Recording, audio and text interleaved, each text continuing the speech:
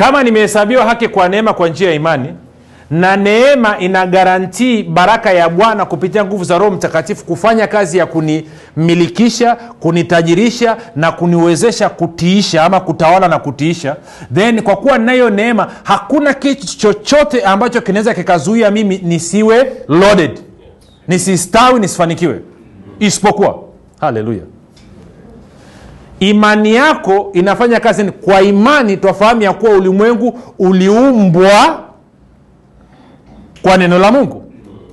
Hata vitu vinavyoonekana vikatokana na vitu visivyoonekana. Kwa hiyo nachukua neno la Mungu, lile neno la Mungu ndio linaloniongoza mimi kutengeneza picha katika akili yangu.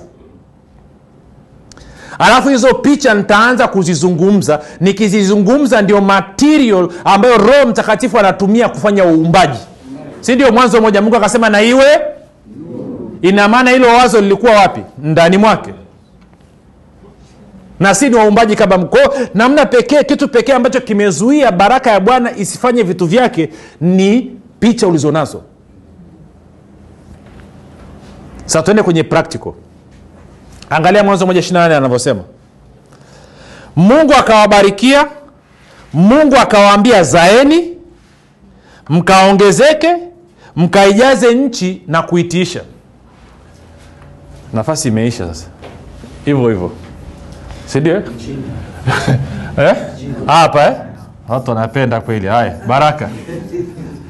Kwa baraka anasema hivi, moja anasema zalisha. Sawa?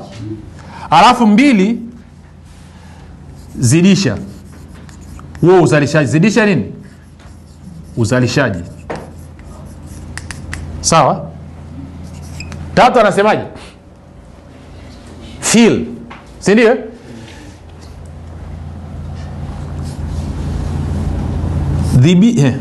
Nataka kuandika Kichaga. Dhibiti, si ndio? Eneo lote na uzalishaji wako. Ama na bidhaa unazozalisha, si ndio? Bidhaa ama nini? Stroke huduma. Sawa? Alafu 4 anasema tiisha. Tuko sawa? Okay, ngoja niende na mifano michache.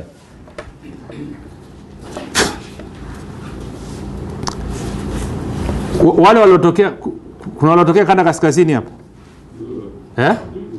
Wangapi wanajua kuna jamaa moja ametengeneza petrol station zinaitwa Panone? Si ndio? Kila ukienda baada ya kilomita fulani, Panone ina supermarket, Panone na supermarket. Yule anafanya nini? Alianza na petrol station moja, akazalisha, alafu baadaye akaamua kuzidisha. Si ndio? Alafu baadaye akaamua hiyo barabara ya Moshi Arusha sijui kwenda mpaka wapi, kaamua kuanza kunini? Kudhibiti maeneo yote ya mafuta na maduka ya kununua vitu na supermarket zake.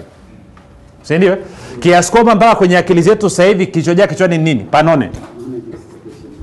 Si ukiwa unasafiri unasema wapi asikiza kuna Panone mbele, yaani kitu ambacho hakikuwepo, lakini sasa tunazungumza nini? Panone. Panone. Nakuja ikoje? Si ndio? Kwa mfano huyu jamaa mwingine sijui mnani anaitwa GSM, si ndio? Kuna wakati ya kuwepo. Kaanza mafani chayo, ameanza kujaza sijui na Danube, sijui na vitu gani na maduka yake. Tuko sawa? Sasa tuende taratibu. Kwa hiyo Mwanzo 1:28 anasema Bwana akawabarikia, akawaambia zaeni, mkaongezeke, mkaijaze nchi na kuitiisha. Now listen to me. Ngoja nichukue picha ya mtu ambaye ana biashara. Sawa? Nimchukue Selina, ana duka labda. Sawa? Now, hapa ndo problem inapoanza kuja. Kaa vizuri. Tuna conclude hivyo. Okay, kwa kuwa Selina amezaliwa mara ya pili, baraka ya Bwana iko juu yake, iko juu yake. Okay, baraka ya Bwana inapofika kwenye maisha ya mtu inafanya nini? Inamtajirisha kwa kufuata utaratibu upi? Mwanzo 1:28 kwa kufuata utaratibu upi? Kumsababisha mtu awe nini? Mzalishaji. Alafu kisha afanye nini? Azidishe nini? Uzalishaji wake mpaka nini? Mpaka hilo eneo analokaa lijazwe na nini? Na bidhaa ama huduma anafanya nini? Anayoifanya, mpaka baadaye kwenye vinywa vya watu wasizungumze kitu kingine chochote tena zaidi ya nini? Ya biashara za yule mtu. Baraka hamtaki tena? Sawa si sawa? Sawa si sawa? Sawa si sawa? Sawa si sawa? Kwa hiyo baraka inamilikisha. Kumbuka tuliona kwamba utajiri wa wakosaji mali zao zimewekwa kwa ajili ya wenye nani? Kwa hiyo chukulia umeenda umefungua duka katikati, nimeenda Kariakoo. Sawa? Nikafungua duka la ebo za pinki. Sio? Just example. Now, nimezungukwa, kuna wengine wanauza, sio tu kwamba wengine wana maduka yana ebo, lakini pia una machinga, una wachina, una nani, wote wanauza ebo. Alafu na mimi mpendwa nimeingia na ebo. Now listen to me careful. Baraka ya Bwana iko wapi? Juu yako. Na baraka ya Bwana kazi yake ni kukumilikisha katika namna ambayo itakutajirisha. Si ndio? Now, kama baraka ya Bwana iko juu yangu nafanya nini? Inanisababisha nizalishe na kuzidisha. Lakini wakati huo inanimilikisha jasho la wakosaji. Kwa ili Mungu aweze kuhamisha utajiri wa waovu uje kwangu, lazima niwe na biashara ya kukusanyia.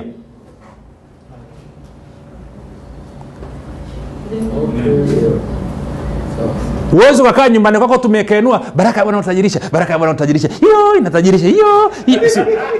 Utakesha. Lazima uwe na kitu ambacho unafanya ili Bwana aweze kutumia kama point of contact ya kukusanyia wa utajiri uje kwa kutoka kwa waovu. Kwa hiyo kama nimeenda Ndlese ndo Selina ameenda amefungua duka si ndio? Then nikikaa pale immediately kwa nina duka, baraka ya Bwana inafanya nini? Inaanza kutengeneza mazingira. Problem ni kwamba baraka ya Bwana inawekewa mipaka na picha zilizoko ndani mwako. Kwa kama Selina angekuwa smart, anajua kwamba kwa kuwa baraka ya Bwana iko juu yangu na baraka ya Bwana inazalisha, inazidisha, si ndio? Nitakaa dukani usiku, nimelala nyumbani ama dukani kwangu wakati hamna wateja, I don't care muda gani, nitaanza kutengeneza picha. Sawa sawa na Mwanzo 1:28 ninavyosema. Nikichanganya na Mwanzo 28:4 kwamba baraka ya Bwana inanimilikisha. Kwa hiyo naanza kwenye akili yangu naanza kuona wateja wale wa maana. Hawaendi kwa mtu mwingine yeyote, wanakuja dukani kwangu.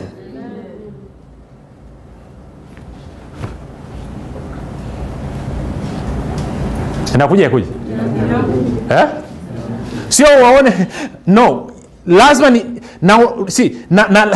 na lazima utumie msuli kulazimisha akili yako ione hivyo. Kwa hiyo naanza kuona nikiwa nimeenda kulala, nikiwa nimeamka alfajiri, sio wengine mna haraka. Yaani wengine mna hasara kweli. Yaani ukienda kitandani nikaa gunia la viazi. Yaani ukidondoka tu ngangu na koroma. Asubuhi ukiamka tayari kuna siafu kitandani. Umeamka mbio. Wakati huo ndo muda mzuri sana, wakati unaingia kulala na mapema, wakati umeamka kabla mwili haujawaka moto, ndo muda mzuri wa kuumba. Kwa hiyo naona Selina angetengeneza picha kwenye akili yake, aanze kuona wateja wote wa maana wanakuja kwake. Sio ngumu, fumba macho yako, angalia na katoni za mafuta, sijui mafuta ya kujipaka, sijui kitu gani. Ndiye naona mtu amekuja amechukua katoni 10 ameondoka. Very simple. Na kama mwingine amekuja sijui anataka majani ya chai, naangalia amechukua carton. Mwingine amekuja anasema mimi sitaki sukari ya kupima, nataka nachukua kilo 30. Anza kuona wanaingia na kutoka, tengeneza picha zirudie tena na tena na tena. Kwani una hasara gani? Mbona umeshinda miaka yote unawaza viroboto? Kwa hiyo anza kuona wanavyoingia na kutoka, wanaingia wanachukua bidhaa. Anza kuona gari imekuja, kwamba mwanzo ulikuwa unakwenda nini, unakwenda sijui Kitumbini, unaenda unanunua vitu alafu unaleta na guta. Stop it. Anza kuona kwamba imekuja gari, kimekuja sijui Kiriku. Baada ya muda anza kuona imekuja sijui pickup kubwa box board yani mwenye duka la jumla amekuona wewe ni mteja mzuri mno kiasi kwamba anachukua kikanta kile box board amejaza vitu kule, wanakuja kuleta dukani kwako. Anza kuona hivyo.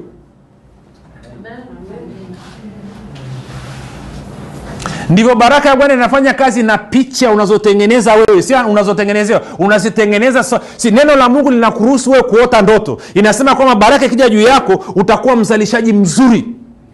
alafu utaendelea kuzalisha. Kwa hiyo naanza hivyo, ninavyoanza hivyo, okay, sio anakaa Buguruni, sio anakaa wapi, si ndio? Neni kaa niko Buguruni ya juu. Ilala Boma, si ndio? Kaa niko Ilala Boma juu, then naanza kuona kwamba kimenichanganyia mno, kwa hiyo nimefungua duka lingine Buguruni kule chini mwisho. Multiply. Si ndio? Nikiwa hivyo hivyo baadaye tena naanza kuona nimefungua Tabata duka. Si multiply, ndivyo wanasema. Zalisha, zidisha. Be fruitful, multiply. Kwa hiyo ni biashara ile ile naizidisha. Kwa hiyo ghafla na maduka yangu yanaitwa sijui Selina na nini, mji mzima amesambaa. Kwa hiyo unaendelea na huo mchakato mpaka inafika mahali na kwambia sikiliza, nini? Sikiliza, ukitafuta kwani uko kwa namna duka la Selina? Selina sukari bei zake sio anapata bei ziko chini. Si, kwa hiyo kuna sifa inaanza kuenea.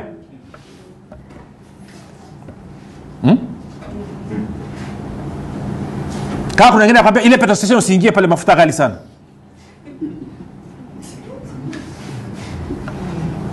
Wametoa wapi?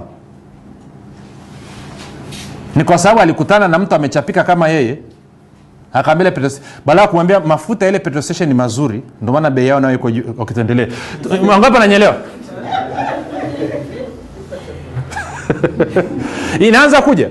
Kwa hiyo natengeneza shida ni kwamba baraka ya Bwana iko katika maisha yako. Hakuna chochote kinachoweza kuzuia baraka pamoja na Roho Mtakatifu kukutajirisha, kukustawisha.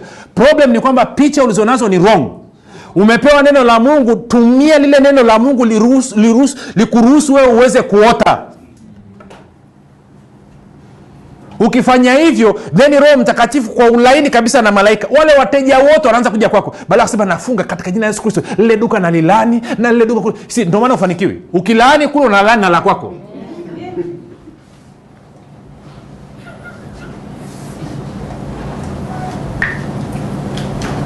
Imeeleka eleweke?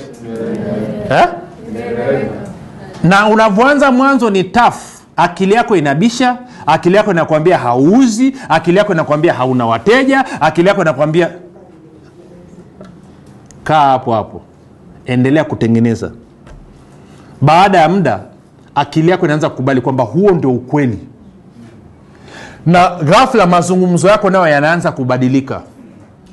Kumbuka Roho Mtakatifu na baraka ya Bwana wanatenda kazi sawa sawa na mazungumzo yako. Mungu akawabarikia akasema, Isaka akambariki Yakobo akasema, na unayaongea yale yaliyojaza moyo wako. Na mawazo yanakaa ndani ya moyo katika mfumo wa picha. Yes, Bwana Yesu anasema kinywa cha mtu yatamka ujazao nini? Moyo wake. Anasema maana moyoni mwa mtu yanatoka mawazo mabaya. Alafu anaanza kutaja na mawazo yote yako katika picha. Sasa Bwana akaniambia niwaambie mwaka huu anachohitaji kutoka kwenu ni kumtengenezea picha sahihi. Sawa? Na akaniambia mwaka 2019, moja niseme kwa alivyoniambia kwa Kiingereza alafu kwa Kiswahili mtanisaidia kutafsiri. Sawa? Ni mwaka unaoitwa Dominion through blessing.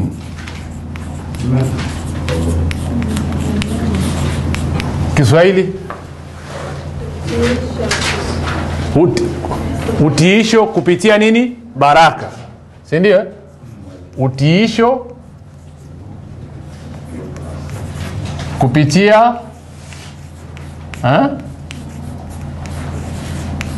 baraka. Ndio mwaka 2019.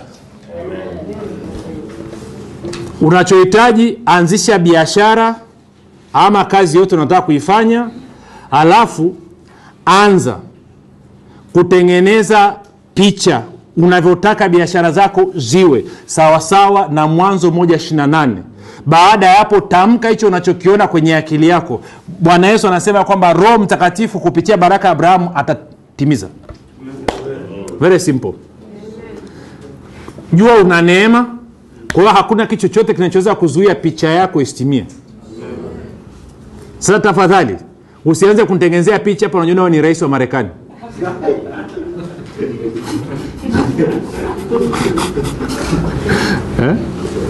Kwa I don't care even kwenye afya, ni kwenye uchumi, ni kwenye nini, anasema huu mwaka ndio hivyo, dominion through blessing.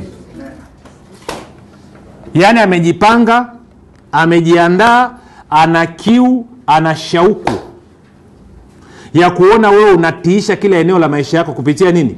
Baraka. Anataka kuona baraka yake inafanya kazi katika maisha yako kuliko wakati mwingine wowote. In fact akaniambia hivi, waambie kwamba maisha yao ya kila siku, na kusudia mwaka 2019 kwa kufuata chini nilichowaambia, na kusudia maisha yao yawe ni maisha yaliyojaa ustawi kila siku, na ni mwaka uliojaa nini? Pleasure, starehe.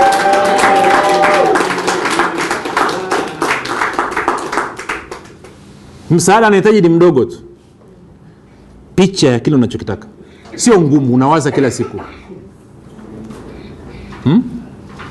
In fact wangapi unajua pia uwezo kwenda kununua kitu dukani kama hujawaza? Si ndio unafanya vitunguu kilo unaumwa vitatu.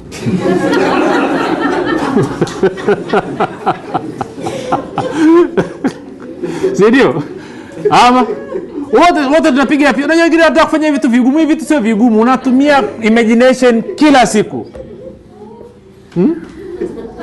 Wakina mama chakula mnapika kufanyaje? Si mnaamua? Tukila nyama mara 3 kwa wiki, hela haifiki mwisho wa wiki. Hapa dagaa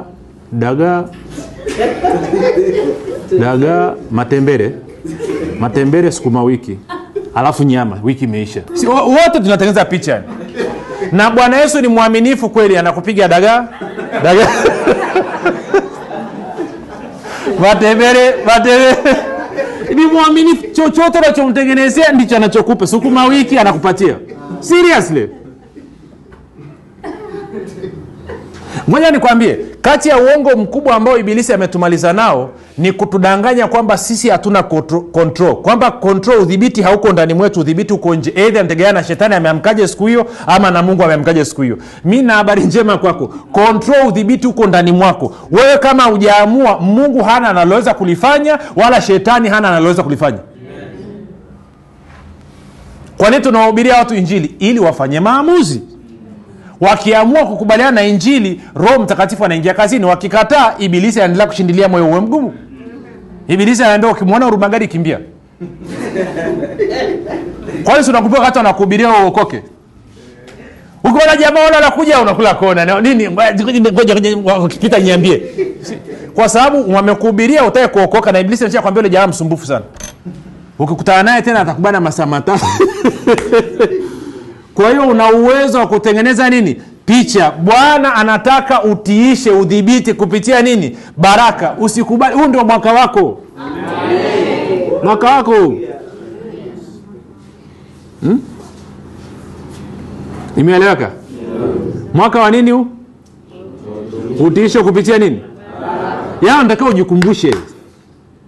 Hata ukiomba mbele Bwana Yesu asante kwa sababu umesema mwaka huu ni mwaka wa utiisho kupitia baraka yako. Kwa hiyo najua, nina uhakika kwamba baraka yako itapiga kazi isivyokuwa kawaida. Asante kwa maana biashara yangu niliyoifungua hii unaitumia kuhamisha utajiri wa waovu kuja kwangu. Asante kwa maana mimi ni mwenye haki kama alivyokuwa Abrahamu kamtajirisha na Isaka na Yakobo, ndivyo hivyo unafanya na mimi leo. Si anza kushukuru, shukuru kwa hayo unayaona. You will be surprised. Mwingine anasema biashara yangu wala sistahili hata kuisema. Kuna wengine hawana kabisa. Anzia somewhere. Si baraka times 0 ni ngapi? 0, si ndio? Baraka zidisha kitu? Si ndio? Kwa lazima una kitu unakafanya. I don't care hata kama ni kadogo kiasi gani. Hata kama mtengeneza sijui kitu gani cha kufukuza nzi. I don't care. Do something. Ngoja nikwambie, na baba yangu mdogo, nimalizie na hii. Miaka mingi iliyopita, story sikumbuki vizuri. Pale Arusha anasoma hivi, kwa amemaliza form 6 haiko chuo kikuu. No, amemaliza form 6. Katoka huko Mlimani Uchagani, akapita pale soko kuu Arusha, akaangalia. Alafu akaangalia mama wakiarusha anatoka huko mlimani analeta vitunguu, analeta vitu gani, akaangalia na ile yenyewe ndogo, akachoa anafanya kazi anachimba chimba mitaro.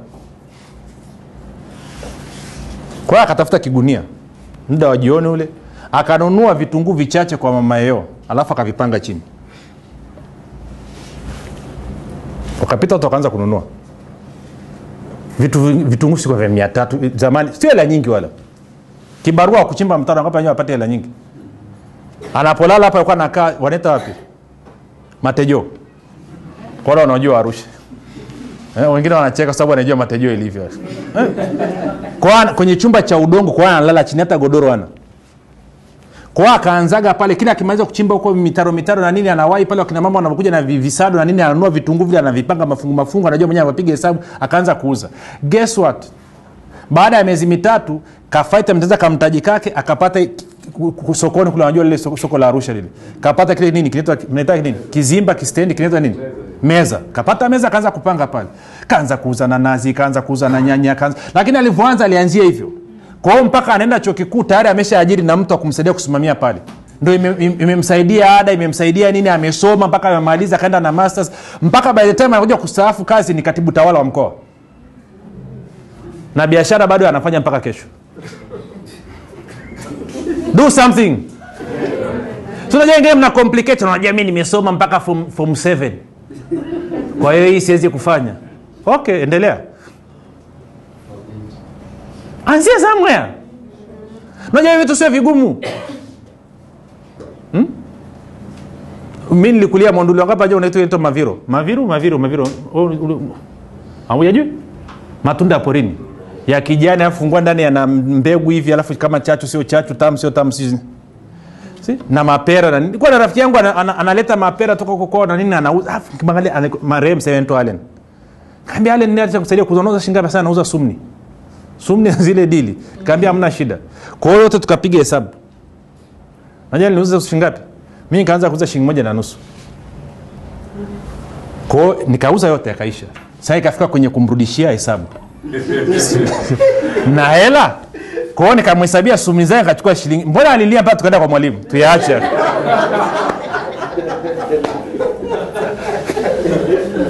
Pointi yangu ni jishughulishe. Ndio hii baraka italeta utiisho.